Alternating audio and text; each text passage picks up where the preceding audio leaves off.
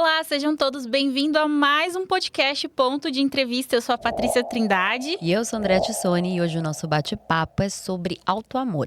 Mas não é aquele autoamor que a gente está acostumado a ver nas redes sociais. É um autoamor que exige acolhimento, coragem, luto e transformação. Mas a gente vai falar também sobre o que não é autoamor, como, por exemplo, a famosa positividade tóxica, né, Patrícia? É isso mesmo, e para esse bate-papo profundo e sensível, nós temos aqui a psicóloga e psicanalista Marjorie Melim Tavares. Marjorie, muito obrigada pela sua participação, é um prazer ter você aqui conosco hoje neste bate-papo. E temos muita coisa para falar, né? Sim, esse assunto se desdobra em muitas e muitas coisas, né? O prazer é meu de estar aqui hoje com vocês e poder falar sobre esse assunto que é muito importante para cada uma de nós e para, como a gente veio falando, né, aqui nesse momento inicial, e também para cada pessoa que vai vir assistir, né, vir a assistir esse programa, enfim, hoje. Então, é isso. Estou muito grata de estar aqui, feliz de poder compartilhar um assunto que não é tóxico, não é só positividade. Eu acho que é a vida real, a vida como ela é. Tá certo? O prazer é nosso de ter você aqui. Então, para começar, eu acho que seria interessante você explicar pra gente o que é autoamor. Porque a gente vê muita coisa falando sobre autoamor, mas a realidade não é bem essa. Sim. Então, o autoamor, ele é uma forma de amor que é da gente se olhar, de olhar para dentro, primeiramente, mas não de uma forma narcísica, né? E aqui eu acho que cabe um parênteses, porque as pessoas, né, eu digo no senso comum, e não há problema nenhum nisso, porque o senso comum atravessa a gente, faz parte. Mas as pessoas tendem a confundir, quando a gente fala de narcisismo, já levam para um tema muito tóxico e problemático, como se a gente não pudesse ser narcisista de forma alguma ou ter algum traço narcísico. Mas faz parte do autoamor a gente ter algo de narcisista, porque o narcisismo é algo que nos compõe, que faz parte do nosso eu, que constitui nossos contornos físicos, internos, externos, é o que a gente vê, é o que a gente sente, é o que baseia os nossos ideais, desde quando a gente está se formando ali como uma pessoa. Existem fases do narcisismo, então também faz parte da gente, né, ser narcisista. Então, o autoamor, né, retomando, né, o termo autoamor, é esse olhar para dentro, mas também tem um olhar para fora. São as pessoas que atravessam a gente, são as memórias que a gente guarda desses atravessamentos, das experiências que a gente tem, boas e ruins, os processos que envolvem passar por todas essas experiências, como o processo de luto, e por aí vai. Esses espelhos, né? Como que ficam essas imagens, né? Esse embaçamento, como que a gente lida com isso. Eu queria te perguntar uma coisa sobre a ideia de narcisismo, porque, como você disse, as pessoas têm uma visão completamente errada, negativa, não é errada, negativa do que seria o narcisismo. Ele, então, faz parte da gente e é importante que a gente tenha traços narcísicos. Sim. Para que, por exemplo, a gente consiga estabelecer limites, saiba o que a gente quer e o que a gente não quer? Perfeito, é isso mesmo. Ele constitui o nosso eu, a nossa estrutura. Desde quando a gente é um bebezinho, a gente faz parte da nossa estrutura, do nosso mundo interno, do nosso psiquismo, que é o processo da gente constituir essa base narcísica, para a gente se diferenciar do outro. A gente saber o que é nosso e o que é do outro.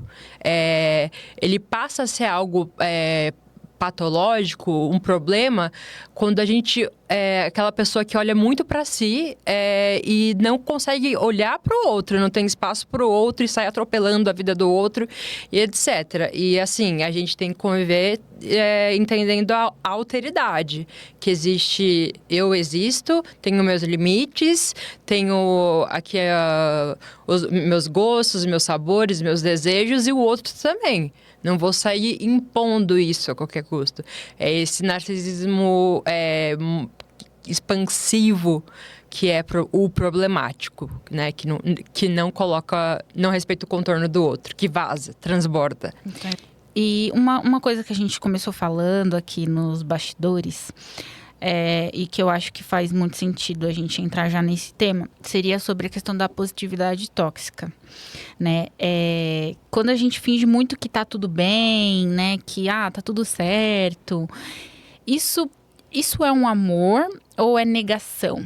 Porque às vezes as pessoas têm um pouco, uma certa dificuldade de saber separar essas duas coisas, né? Explica um pouquinho mais pra gente sobre isso. Como você bem falou, né? Fingir estar tudo bem, né?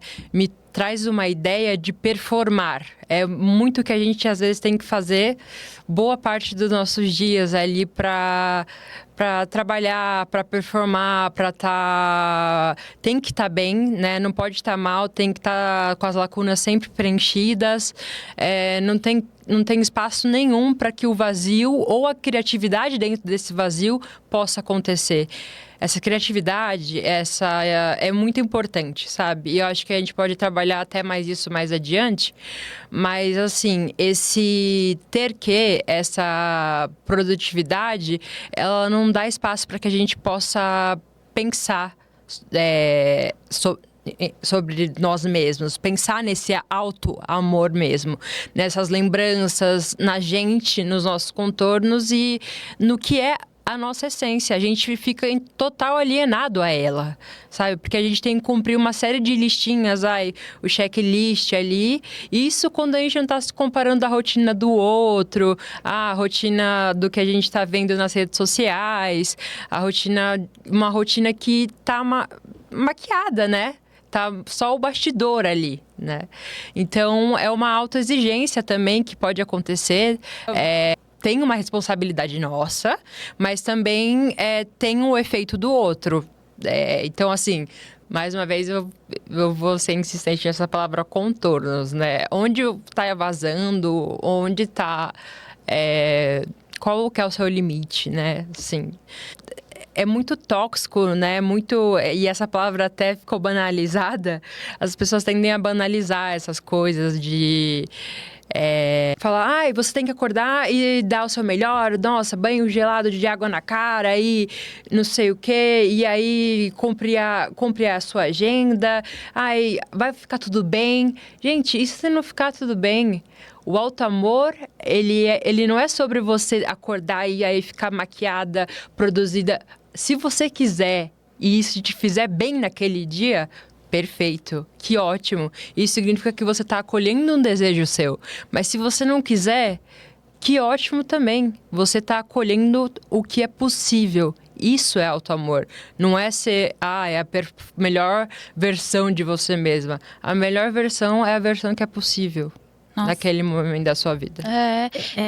Você consegue ver, assim, por que as pessoas confundem tanto, né? O auto-amor com a positividade tóxica. Você acha que isso é uma coisa social que foi colocada na nossa cabeça? Sim, completamente social e histórica, né?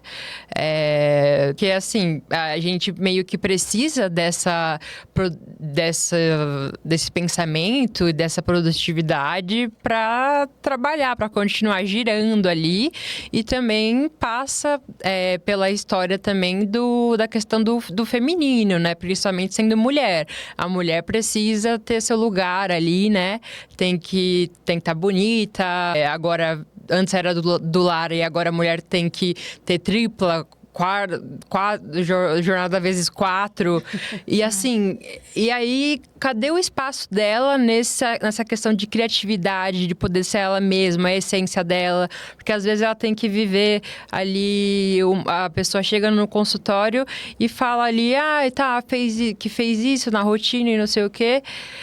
Ou vem falar de um diagnóstico, o exemplo de uma pessoa que vem falar da rotina dela. Ela fala da rotina da pessoa que ela se relaciona ali, do cônjuge ou da cônjuge, que seja. Ou fala o ciclo de amizades é o ciclo da mãe das mães dos coleguinhas ali do filho. E ela acha que tá falando dela, mas ela não tá falando dela. Ela tá completamente... ela tá numa ilusão de que ela está vivendo a vida dela. Mas tá vivendo a vida do outro. Exatamente. A gente até conversou sobre isso, né? A gente percebe muito que as mulheres, elas não sabem muitas vezes do que gostam. Perfeito. Não se identificam como ser humano, né? Uhum. A gente vê muitos homens, por exemplo, que jogam videogame, que jogam futebol, têm os seus hobbies, mesmo que seja dentro de casa, tem as suas atividades que são dele, pra ele. Muitas mulheres, acredito que a grande maioria, não sabe o que gosta, não sabe o que quer.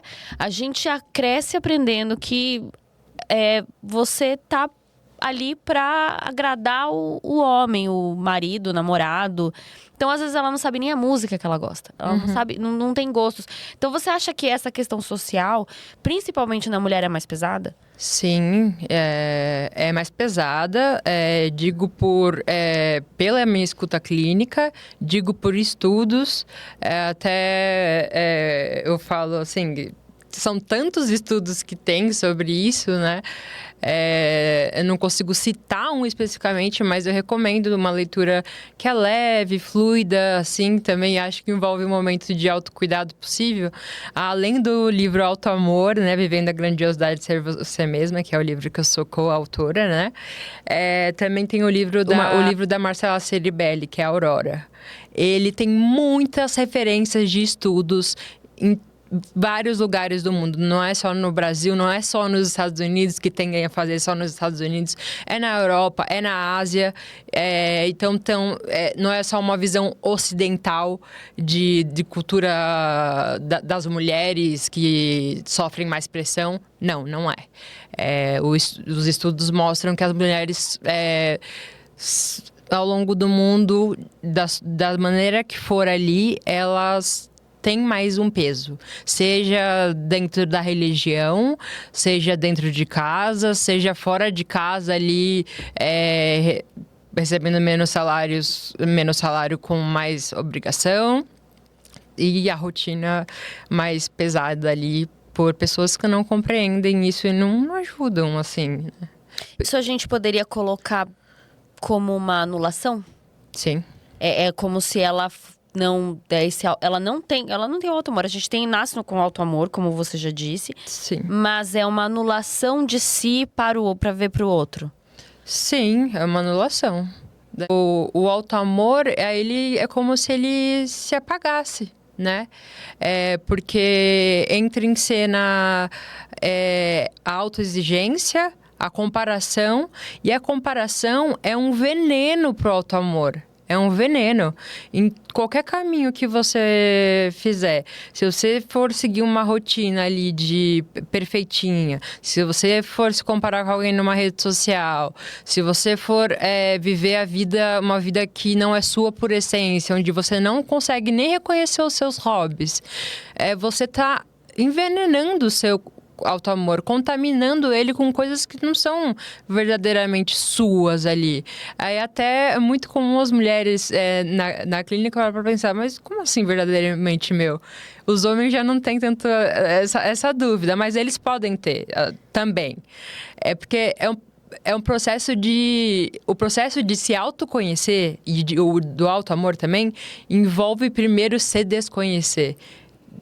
Tirar pecinha por pecinha para que você possa analisá-las e depois construir a narrativa de novo ali de uma forma que você se reconheça.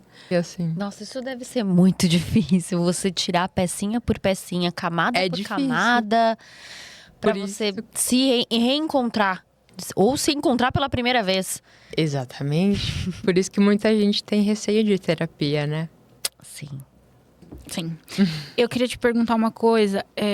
O que a gente pode, não tá na nossa pauta, mas eu fiquei com dúvida, porque quando você cita a questão da comparação, já me peguei muitas vezes me comparando a vídeos de rotina, em que a pessoa tem 4 empregos e ela consegue fazer as marmitas da semana, ela consegue ir pra academia, ela consegue cuidar da casa, ela consegue trabalhar nos 4 empregos e ainda tá bem pra fazer vídeo. E aí eu olho e falo, caramba, eu não tô conseguindo nem trabalhar, se duvidar. Só trabalhar, tomar um banho, a higiene ali do básico e comer. Só. O resto eu deixo pro outro dia porque eu não tô dando conta. Mas eu acho que não só eu, como muitas pessoas se comparam com Sim. É inevitável, o que né? é mostrado, né, nas redes. Existe uma forma da gente começar a refletir sobre o quanto isso é problemático? Existe uma forma da gente evitar essa comparação constante? Porque a gente abre as redes sociais e é uma enxurrada de vídeos de rotina, de pessoas que fazem 1000 coisas num dia e parece que o dia da pessoa tem 48. Gente, é inacreditável a quantidade de coisas que uma pessoa faz num dia. E eu, às vezes, não consigo fazer isso tudo. Então, existe uma forma da gente se comparar menos? Ou um caminho que a gente tente se comparar menos? O caminho, assim, cada um tem sua jornada, né? E cada um vai ter a sua jornada do auto-amor, né? Então, cada um tem as suas dores, os seus lutos, as suas exigências, né? E a gente precisa disso para existir, né? A gente não vai existir sem se frustrar. Isso é muito natural. Se frustrar é mais natural até do que a felicidade que tentam impor.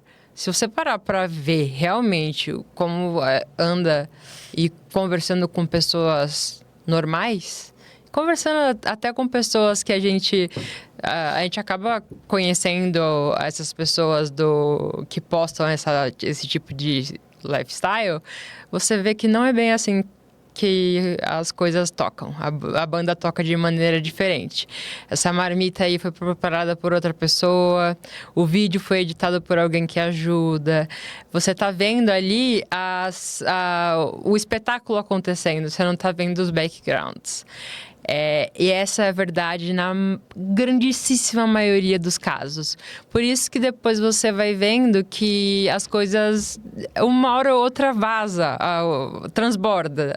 A pessoa deixa vazar a verdade, ou alguém vê alguma coisa. Você mesmo conhece, conhecido do conhecido que sabe a verdade sobre aquela pessoa. Porque não dá. A gente é um ser humano, a gente não é um robô. Né? A gente precisa de troca, a gente precisa de vida, a gente precisa de caminhar. Sim, também essa forma de trabalhar o nosso auto-amor, nosso cuidado com a gente mesma, é o acolhimento, é o cuidado, né? É a gente se ouvir, no sentido também de buscar ajuda psicológica, né, se for possível. Sempre que possível. E hoje existe uma ampla rede de ajuda psicológica, ampla mesmo, assim, eu digo. A gente tem que lembrar, assim, que o auto-amor, ele não é algo que uma hora para. Eu cheguei aqui num momento da minha vida, parou, conquistei tudo que tinha para conquistar, deu. Não, o momento que parar esse processo de descobrimento e do auto-amor, e você não tiver mais o desejo, no momento que você parar de desejar, é o momento que a sua vida psíquica morreu, assim, né? Entrou em finitude, em processo de nirvana, que o Freud chama. Quando você tem esse processo de nirvana, essa parada total, é um movimento de pulsão de morte, é um conceito freudiano mesmo. A pessoa não tem desejo nenhum por nada, assim, não tem força libidinal. E libido não tem a ver só com questão sexual e etc. Libido tem a ver com vida. E o auto-amor, ele tem esses atravessamentos de vida, ele precisa ter. Eu vou entrar numa pergunta aqui que eu acho que é muito interessante também pra gente continuar com o que a gente pensou em conversar. É o bullying. Em diferentes fases da vida, geralmente a gente tem ali na fase da infância, adolescência, é mais comum, né? Mas enfim, em diferentes fases da vida, deixa marcas que comprometem o nosso auto-amor? Com certeza, com certeza. Marcas muito negativas. Porque, assim, ainda mais na infância e na adolescência, que é quando a gente está desenvolvendo o nosso senso de identidade, né? E buscando ali onde a gente vai pertencer, os nossos contornos estão sendo mais trabalhados com mais força ali. Eu até lembro do filme Divertidamente, quando eu tô pensando nisso, que tem o 1 e o 2, e a Hailey ali tá vivenciando todas essas coisas, né? O bullying, ele deixa marcas muito dolorosas. E a gente tem que pegar essas narrativas e o que foi dito e o que aconteceu. E isso é especialmente crucial num processo terapêutico mesmo. Porque, assim, tem uma frase do psicanalista, ele já faleceu, infelizmente, o Contardo Caligares, que ele diz assim: a gente não pode mudar a verdade dos fatos, mas a gente pode mudar a narrativa, como a gente passa a perceber eles de outra forma. E o bullying eu sinto que passa muito por esse caminho, tanto como psicólogo quanto como pessoa que já sofreu bullying, etc. A gente não vai mudar o que aconteceu com a gente. Às vezes a gente tem as marcas ainda, os reflexos do bullying que a gente viveu, né?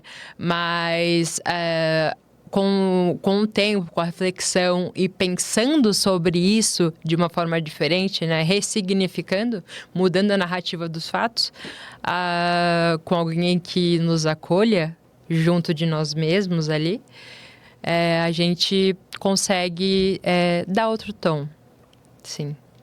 E investir isso no nosso auto-amor ali de uma forma...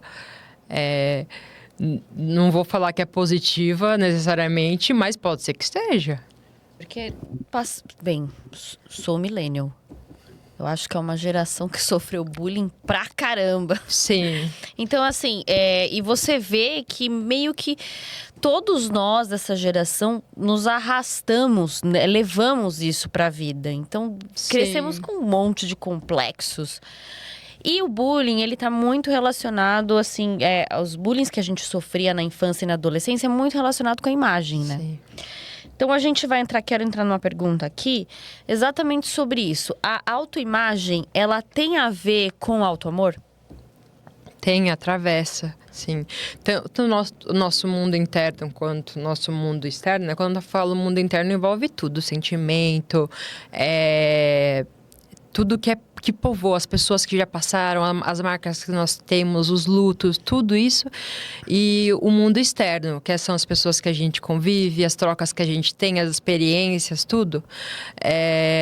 E também isso reflete também na forma como a gente se enxerga no espelho, né? E como isso bate e volta, né? E isso também, a física também, ela trabalha muito com isso, né? E não à toa, em processos de cirurgia bariátrica, cirurgia de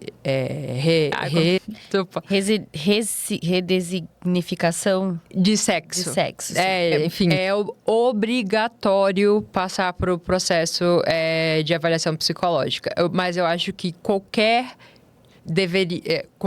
procedimento de cirurgia plástica, até quando a pessoa vai, assim, mas isso acontece com frequência, quando a pessoa perde um membro, depois é tratado, assim. Mas, assim, quando a pessoa vai fazer uma cirurgia plástica, porque ela escolheu fazer a cirurgia plástica. Eu acho que deveria ser obrigatório, assim como na bariátrica é obrigatório passar por a avaliação do psicólogo, passar por um processo. Porque, assim, gente, a pessoa precisa entender, né, por esse fora e por esse dentro, o que ela quer transformar, né? O que faz ela querer mudar? Porque, assim, às vezes tudo bem mudar uma coisa ou outra. Existe um limiar do que é saudável ser alterado, se incomoda e também até... Sei lá, vou dar um exemplo. Tem gente lá que faz a cirurgia lá do septo e aproveita para fazer rinoplastia. Ok, às vezes tudo bem, mas tem gente que vai indo além, aí faz uma cirurgia atrás da outra e a gente se pergunta, cadê o limite disso? E também, cadê o limite desse médico? Desses médicos que vão canetando. O que eles estão olhando? Eles estão olhando o ser humano ou eles estão olhando o dinheiro? Então, assim, tem muito a ver com a questão do nosso auto-amor. Porque, assim, você tá se submetendo... Gente, é uma sala de cirurgia, você tem que estar num hospital, você tem que ser anestesiado. É um risco, né? E quantos casos já não tiveram e a gente vê de gente nova... de falecimento, não sei o que, filhinho de... negócio de... Filhinho de fenol, né? Meu Deus, assim... de pessoas despreparadas, mas que fazem isso daí aí em nome da beleza, mas... Que beleza! Exato, que eu ia falar. Que beleza, né? Um padrão irreal. Exato. Irreal. E você acredita que essa autoimagem muitas vezes é relacionada à forma como as pessoas viram a gente lá atrás? E a gente acaba trazendo isso? Então, às vezes, um reforço que a pessoa falava assim, do seu nariz, do seu cabelo, o fato de você usar óculos, isso reforça um preconceito que você tem contra si? Pode reforçar, mas não obrigatoriamente, sim. Pode ter um impacto grande, assim, né? Na questão, tipo, como você bem falou, não sei o que, nariz grande, dente separado, uma pinta. Eu sou o exemplo disso. Meu cabelo é alisado, mas meu cabelo é cacheado. E eu nunca consegui voltar ao cacheado, porque eu sofri muito bullying. Eu também. Cara. Mas assim, muito. E eu não consigo voltar com o cabelo cacheado. Sim. Já tentei 6 vezes. Eu acho que a 7ª é quando, sei lá, talvez quando eu engravidar, não sei. Não Vamos ver. Jeito. Porque aí eu vou ter que ficar sem química muito tempo. Mas ainda assim, eu vou lá e falo, não, peraí, que tem jeito isso aqui. Eu vou alisar. Eu não aceito o cabelo cacheado. Sim. Porque eu fui muito rejeitada, até por membros familiares, assim, de família. O pessoal ria, brincava, eu me sentia inferiorizada. E como eu me sentia muito inferiorizada por conta do cabelo, hoje é uma questão muito grande ainda pra mim. Então, eu não consigo voltar. Então, eu acho que eu sou um exemplo mais... Antigamente, o cabelo cacheado era considerado cabelo ruim. As pessoas falavam isso abertamente como algo normal. Mas era todo tipo de chacota possível, assim. Eu bem sei também. Grudava chiclete no meu cabelo na escola. Gente, assim, aconteceu de tudo comigo. Me chamavam de bozo. Também, de assolã. Eu era chamada de assolã, bombril, palha de aço, birubiru. Todo tipo de nome. Eu acho que eu recebi por conta do cabelo, sabia? Isso deixa marca mesmo. Deixa. Isso dói. Eu falo assim hoje, mas na época... Sim. Eu chorava, assim. Gente, eu quero meu cabelo liso de algum jeito. Tem que nascer liso. Eu queria que ele nascesse liso, só que... Sim. E hoje aí tem tanta gente querendo ter cabelo cacheado. Né? Porque tanto a moda quanto a questão da beleza, ela vai mudando, né? O que era bonito há 50 anos atrás, hoje... Tem coisas que são... Às vezes algum aspecto volta, mas tem coisa que é ridícula. Aí tem coisa que a gente vai ver daqui a um tempo, nossa, que coisa brega. E vai mudando, e assim, pra gente ver como existe uma coisa que é a transitoriedade. Por isso que é importante a gente viver o agora com menos comparação. A gente tem que viver o agora, porque existe a transitoriedade e a gente tem que ver a beleza das coisas. Imagina, o Freud tem um texto chamado Transitoriedade, que ele fala sobre um poeta, enfim, que o rapaz não conseguia ver a beleza das flores na primavera, porque ele imaginava que outra guerra iria chegar ia destruir tudo aquilo, ou que o inverno ia chegar e ia acabar com tudo aquilo. Imagina, a gente perder a capacidade de ver as coisas boas em certo momento, porque as ruins, né, vão... Mas também a gente não... Mais uma vez, é uma coisa assim, tipo, a gente não pode ter uma visão totalitária, assim, né? De nada, nem 8, nem 80, porque também é patológico você ficar em angústia, se sentir muito mal consigo e ficar naquele estado, paralisado, né?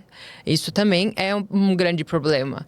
A questão é que você tem que se sentir acolhido, cuidado. O auto-amor fala sobre isso, né? Sobre ser a sua versão possível para aquele momento, sem ser destrutivo para você mesma. E, ao mesmo tempo, assim, a gente tem que acolher entender a nossa parte de amável, produtiva, etc. Entender que a gente tem esses booms, etc. Tem que entender a nossa parte que tá mais lenta, lentificada. Tem dia que a gente não tá rendendo e faz parte. Tá tudo bem. Exato. Aí deixa eu te perguntar uma coisa em relação à autoimagem ainda. Que a gente viu recentemente a polêmica da Anitta, teve uma mudança muito forte, né, na estética dela, visualmente.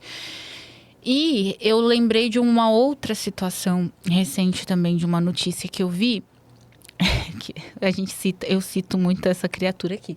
Quem? André Surak. Eu vi um negócio dela hoje. Ela trocou a cor dos olhos.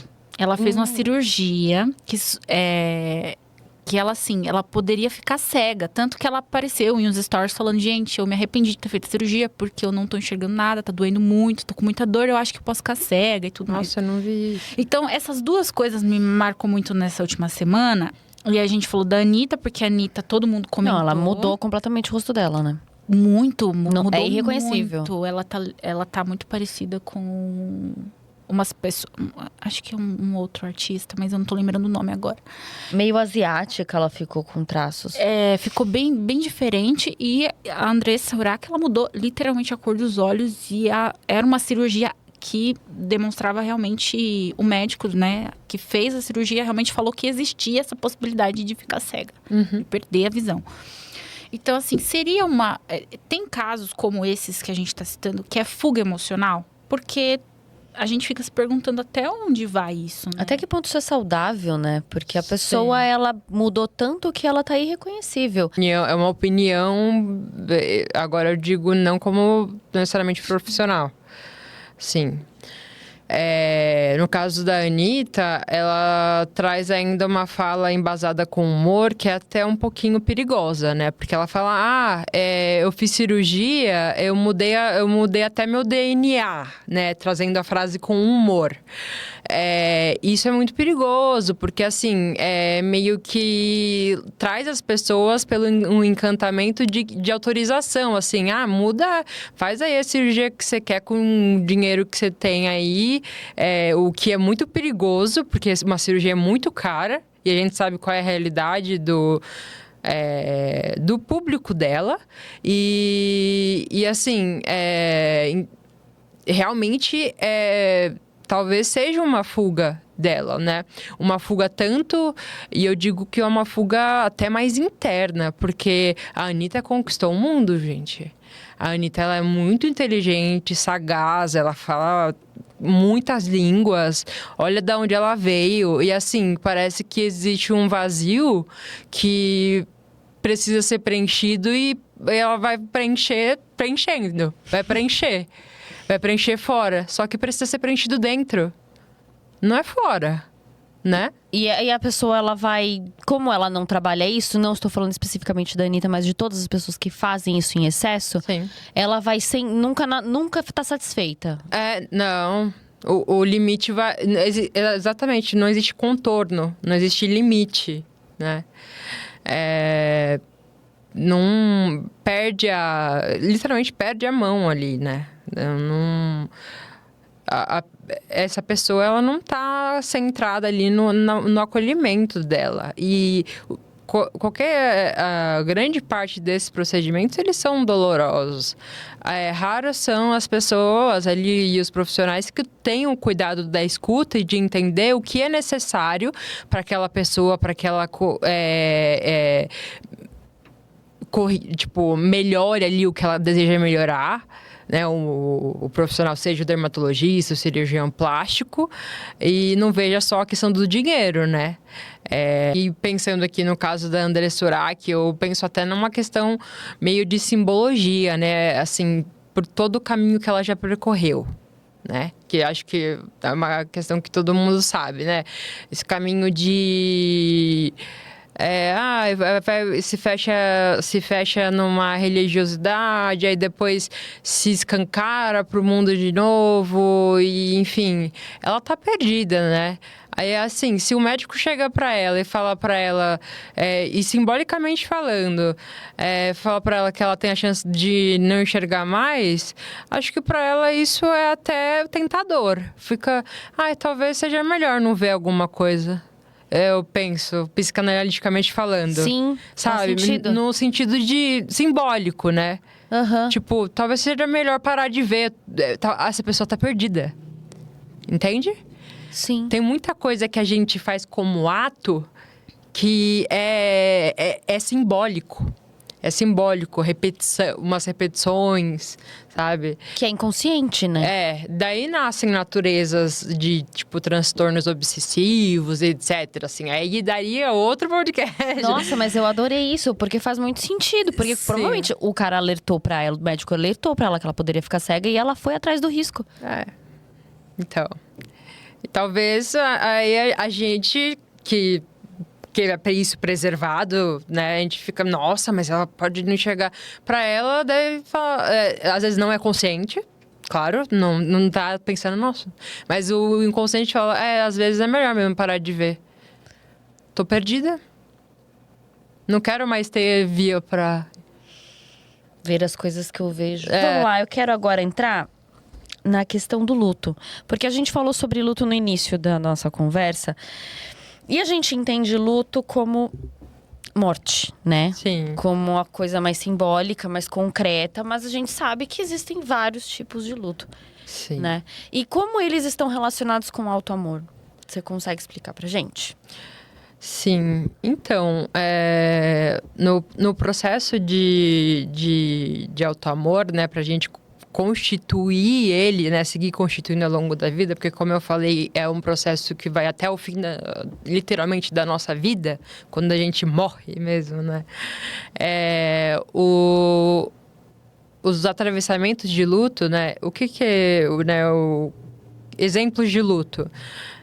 Quando a gente realmente perde alguém por falecimento, quando a gente perde um pet, quando a gente uma criança muda de escola, quando a gente muda de casa, quando a gente muda de cidade, quando a gente se afasta de alguém, quando a gente termina um relacionamento. Assim, tudo isso, assim, quando a gente... tem tanto... Quando a gente entrou em pandemia, a gente viveu um luto coletivo de uma proporção gigantesca. Foi um trauma social muito grande, que a gente evita falar sobre, mas que a gente vê as crianças vivenciando e os pais um tanto quanto... Nossa, é meio complicado de lidar. Mas teve um impacto na educação também. Isso também daria outro podcast. Porque, assim, as crianças tiveram que olhar para a tela, sendo que é um tanto quanto prejudicial uma criança ficar tanto tempo na frente da tela ou ficar tanto tempo... Mas não tinha o que ser feito. Sim. Exatamente, né?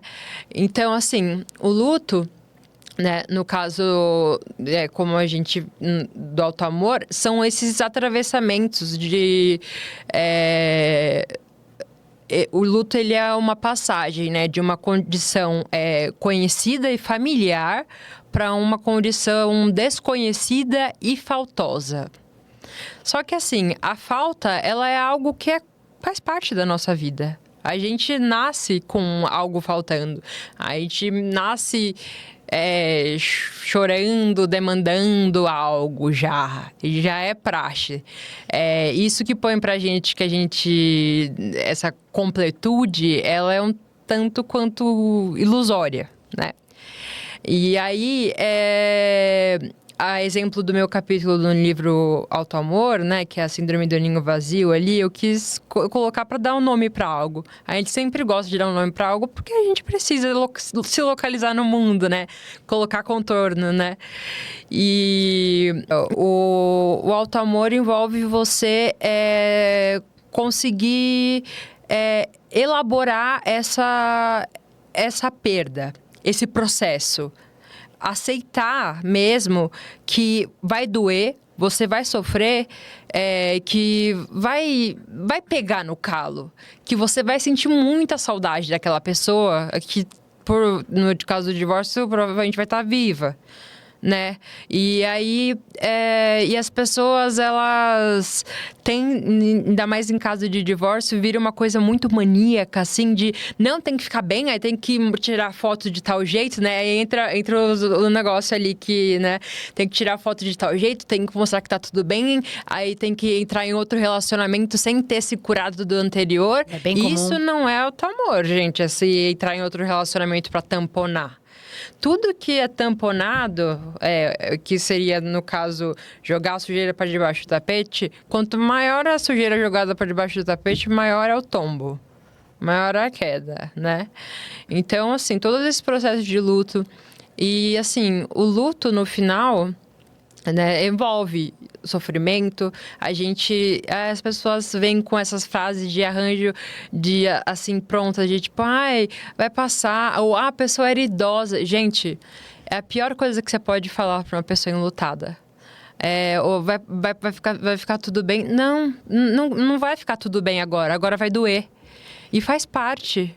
É importante doer? Sim, é importante que você atravesse esse vale, porque desse processo vai nascer um aprendizado. E isso é o autoamor, que é um processo de marca, de como se fosse um risquinho ali que vai te deixar transformada, vai te trazer potência, assim, sabe? Como mulher, eu digo assim, tipo... Você acredita que até por conta da gente não fazer isso, eu vejo que a maioria das pessoas não faz isso? Não. Somos pessoas muito machucadas e com vários bloqueios e migrando de relacionamento em relacionamento, sem passar por esses processos de dor? Sim, porque assim, mesmo quando a gente elabora um luto ali, faz um processo terapêutico ali, olha para si, olha para dentro, olha para fora ali, ainda sempre sobra um resquício. Imagina um luto não elaborado, vai virando uma montanha. E aí, assim, quando a gente não fala, né? Outra coisa do Freud ele diz: quando a boca cala, falam-se as pontas dos dedos. O que ele quer dizer? O corpo manifesta. Existem diversas doenças psicossomáticas aí, né? E assim, a gente não tem noção da proporção das doenças psicossomáticas que existem diante de uma condição de um luto mal resolvido, de uma situação mal resolvida, sabe? Então, é muito importante a gente falar, a gente se conhecer. Essa coisa de desmembrar as pecinhas ali de novo para que a gente possa se rearranjar das nossas narrativas. Porque, gente, você perdeu algo que você ama, aquele negócio, aquela situação familiar, aquela pessoa que morava ali contigo, teu filho, que quer que seja, não mora mais, não tá mais ali. Você precisa remontar a configuração, né? Você precisa agora reconhecer, né, no mundo ideal, e que é um mundo que é possível que exista. Reconhecer os seus hobbies. E o hobby é ter criatividade. Tudo que envolve criatividade no mundo adulto e no mundo infantil, né? A infância é o chão que a gente pisa a vida inteira. Então, é por isso que o bullying tem efeito, as coisas que aconteceram na nossa infância têm efeito. A infância é o chão que a gente pisa a vida inteira. Então, seja pelo bem, seja pelo mal. Tudo reverbera. Então, é muito importante que a gente também continue sendo... vivenciando esse lúdico, a criatividade, a questão de dançar, de liberar, de leitura, alguma coisa que você se encontre mesmo, sabe?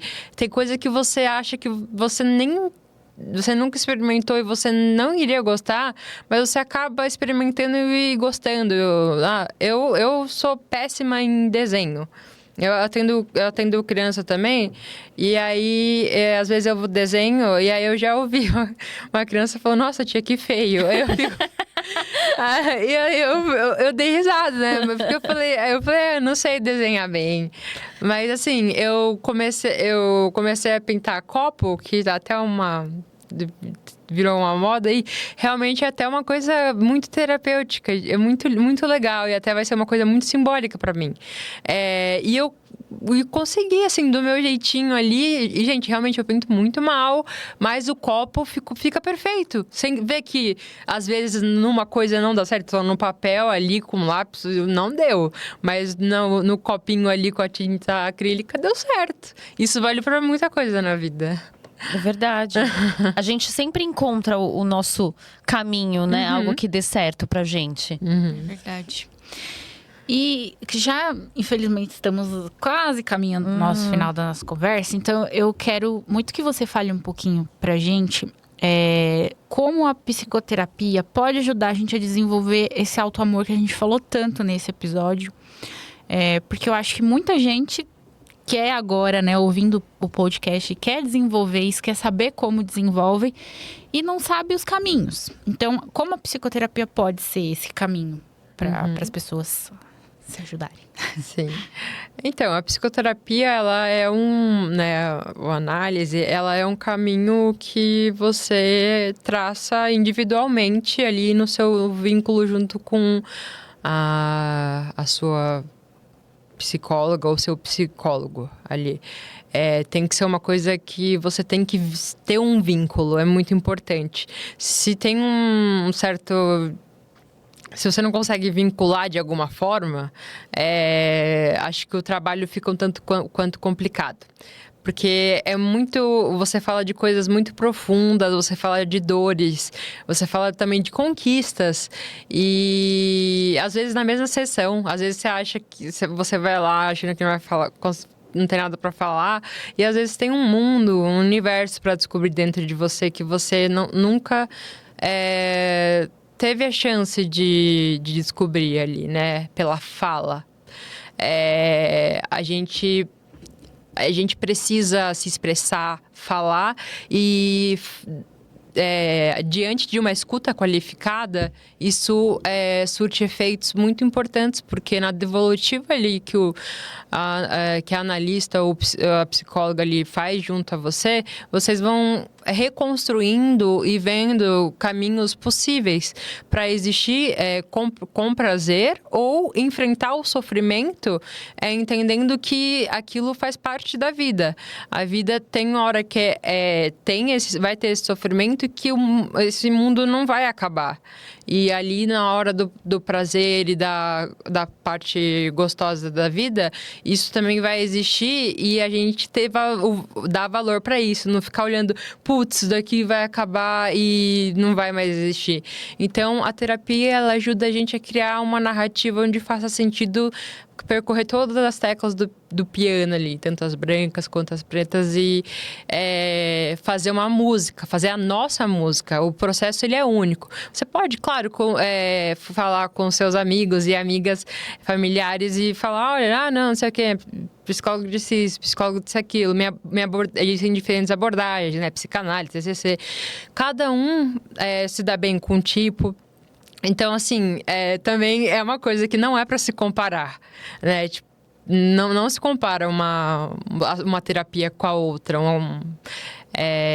Mas é sempre, assim, válido trocar até pra você ver, trocar, assim, no sentido de falar, ai, senti isso, sinto aquilo, ou, ai, eu me sinto distante, será que eu continuo com essa pessoa? Mas... é isso, assim, a análise, ela ajuda no sentido de pelo menos que eu falo, a gente chama de escola na psicanálise, né? Escola inglesa, a gente leva muito em consideração a escuta, o acolhimento, o vínculo, e essa versão que o pessoal tem na cabeça do analista clássico anotando assim num caderno sem falar nada. Se encontrar alguém assim, vai embora, gente, na hora. Essa pessoa tá muito ultrapassada. A gente é humano, a gente precisa trocar, a gente precisa conversar. Também não é conversa de bar, é escuta qualificada. Vale muito a pena. A gente é um mundo em que todo mundo tá olhando, sabe, assim, naquela correria. Realmente o acolhimento e a escuta ativa, né, fazem muita diferença, né? Então, o atendimento, eu acho que para uma pessoa que tá indo buscar ajuda, é muito importante você ter se sentir acolhido, né? Sim, é um momento de pausa e de olhar para si, né, com mais... E agora, pra gente encerrar, é uma pena, porque eu queria muito falar sobre muito mais coisas. A gente tinha tanta coisa ainda pra falar. Eu queria que você deixasse as considerações finais pro público que está pensando que precisa de ajuda, não gosta às vezes do que vê no espelho, ou conhece pessoas que estão passando por esse processo. O que você poderia dizer para essas pessoas? Olha, tem uma frase que eu escrevi no meu capítulo, que é a seguinte: onde há amor, há possibilidade de transformação.